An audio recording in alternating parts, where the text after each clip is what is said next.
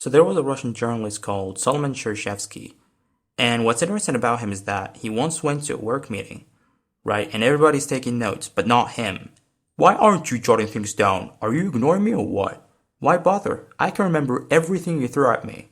He literally reproduced the entire speech. So they sent him over at Moscow University to see neuropsychologist Alexander Luria. He saw as able to memorize random numbers, long meaningless formulas, poems of a foreign language, just anything.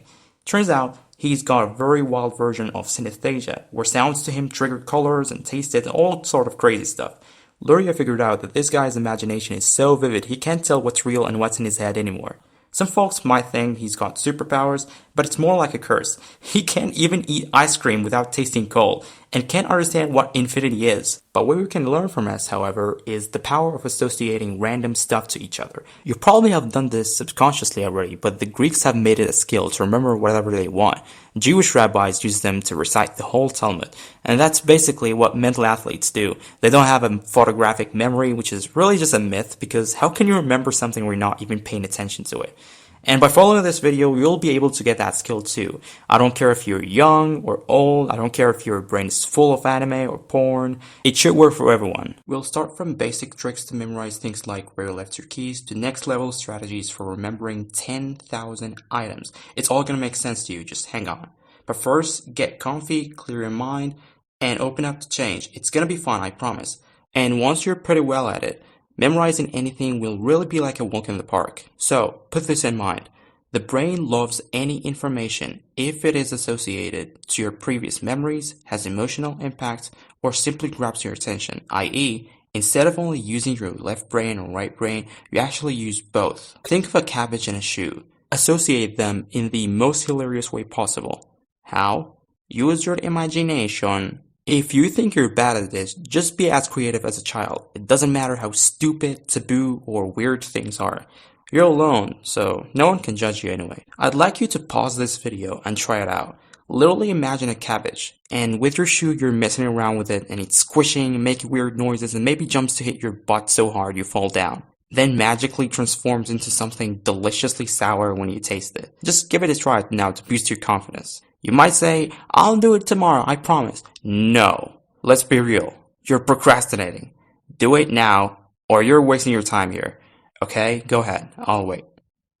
Alright, you just learned the French word, chou for cabbage. Same trick works for remembering formulas, where you left your keys, and even people's names. You might say, what about lists? Well, you use another strategy called the memory palace.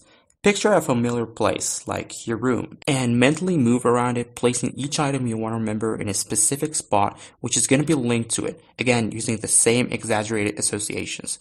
Just make sure to keep things in order. The memory palace also has an issue, which is you can only remember things in order. So to overcome this, we have the peg system. Think of it like a wardrobe for your brain. You create one yourself, linking each number to something memorable. Then you associate each item you want to remember with a peg, visualizing it clearly.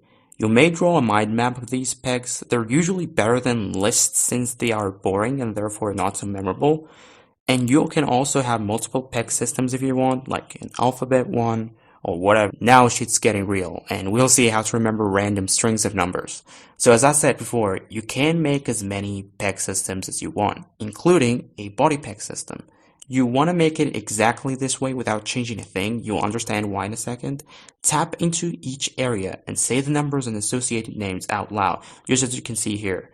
And use your imagination, just like before. Once you finish, create a phonetic system, as shown here, ignoring all vowels and also the specific consonants. You can see they're related with the words in the body peg system, so what you'll do is you go from 1 to 100, combining these phonetic sounds. For example, 22 will be na na or none. And if you're British, 17 will be taiga. Now, if you want to remember the number 2217, literally imagine a nun and a tiger fighting each other. And if you need inspiration for words, check out these examples, but make sure not to break the phonetic rules. You can also memorize binary numbers for whatever reason using the 8-letter method, as you can see here. And for poems, Bible verses, even whole books, just understand well what they mean. Get 3 keywords, assuming it's a page. Associate them with each other. Then associate them with the appropriate word of the major system. either from the number of the verse or the page. You can use the memory palace instead, but whatever. Then reread out loud quickly 5 times a day for 4 days. After this, do a recall without looking at the text. So now we know the PEG system and the major system. Why don't we combine them both? Now we get to the self-enhancing master memory matrix, or SAM3. We make 10 new PEG systems about a different sense or something, and then once we reach 100, which is the same as the major system, we simply put the first PEG of the first system with these same major system words, and in this way we get 10,000 specific PEGs, which you can basically put anything on them. And because the list is so huge, you can write these on a table, as you can see here, instead of using a mind map. I know that's a lot of work, so you may want to take 5 minutes breaks after like 20 minutes of work. The breaks should usually be a walk or just doing nothing, maybe some workouts, anything just except getting distracted by the internet or eating something. And you should also remember that despite memorizing something well, you may start to forget it over time. And that's the Ebbinghaus curve. Maybe you've heard about it. So the solution simply is retrieval practice. You recall each thing after memorizing it at intervals. Some people might tell you to use flashcards or Anki, but you absolutely don't need them because you can really recall anything randomly out of your head, especially when you have PEGs. And that's because our thoughts are really interconnected with each other. So yeah, that's all for now. Thanks for watching.